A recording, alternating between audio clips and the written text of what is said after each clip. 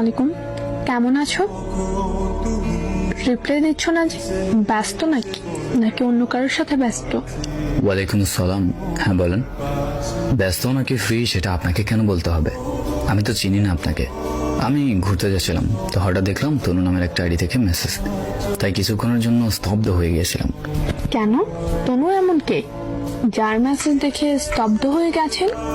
সে আমার এক না পাওয়া ভালোবাসা ছিল, টাকার কাছে বিক্রি হয়ে গিয়েছিল।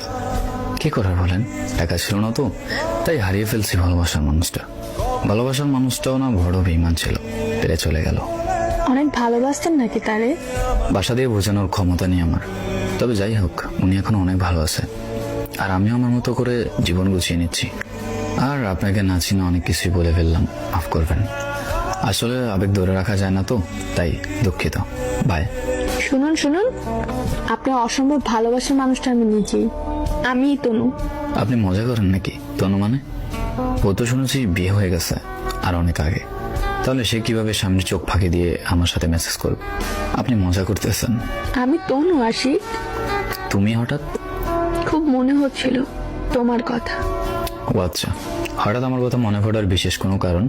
না, কোনো কারণ না, এমনি মেসেজ দিয়েছি। তুমি তো কারণ ছাড়া আসলে কিছুই করো না। তোমার ডাক্তার স্বামী কই? ব্রেকআপ। ব্রেকআপ নাকি ডিভোর্স? বিয়ে করিনি আমরা। তুমি যেন আমাদের মাঝে কখনো না আসো, সেজন্য ফ্রেন্ডের মাধ্যমে তোমায় মিথ্যে জানিয়েছি। বাহ, ভালো তো। আমি গিয়েছি কখনো আপনাদের মাঝে? না। ব্রেকআপ হওয়ার কারণ? ও একটা শরীর লোভী, আরো কয়েকটা মেয়ের সাথে ওর সম্পর্ক। রিলেশনে যাওয়ার পর থেকে শুধু খারাপ প্রস্তাব। আমি আর এসব নিতে না পেরে ওর সাথে ব্রেকআপ করে দিই।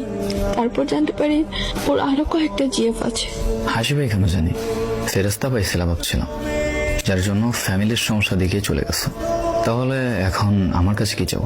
আমরা কি আগের মতো হতে পারি না? সরি, কি বলতেছেন? মাফ করে দেওয়া যায় না? আমার বাসার কাজের বউ হবা? এটা বলতে পারলে? কেন বলতে পারবো না?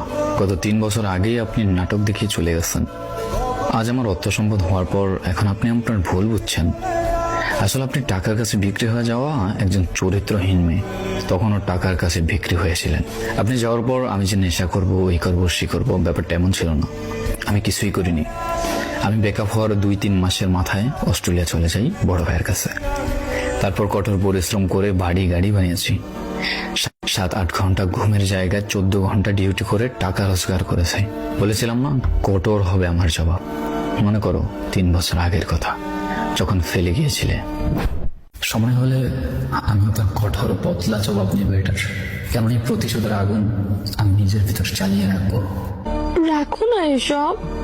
তুমি বিষয়টা রেখে দিলো, আমি রেখে দেওয়ার মতো ছেলেই নই।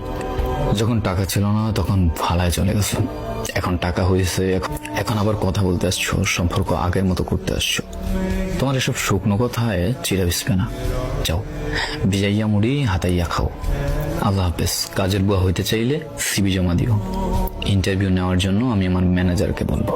সে আমায় ভালোবাসেনি, সে ভালোবেসেছে আমার অবস্থানকে। সে আমার দিকে নয়, সে তাকিয়েছে টাকার দিকে। আমি প্রচুর জিদি একটা ছেলে। আমি ফেলে আসা কোনো জিনিস কখনো তুলে দেখি না, সেটা যতই শখের জিনিস হোক।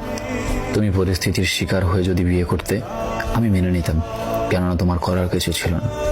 কিন্তু তুমি তো বেইমানি করেছো, তাহলে কিভাবে তোমাকে আমি সুযোগ দেব? লাইফের শত্রু থাকা ভালো, কিন্তু গাদ্দার আর বেইমান থাকা ভালো না।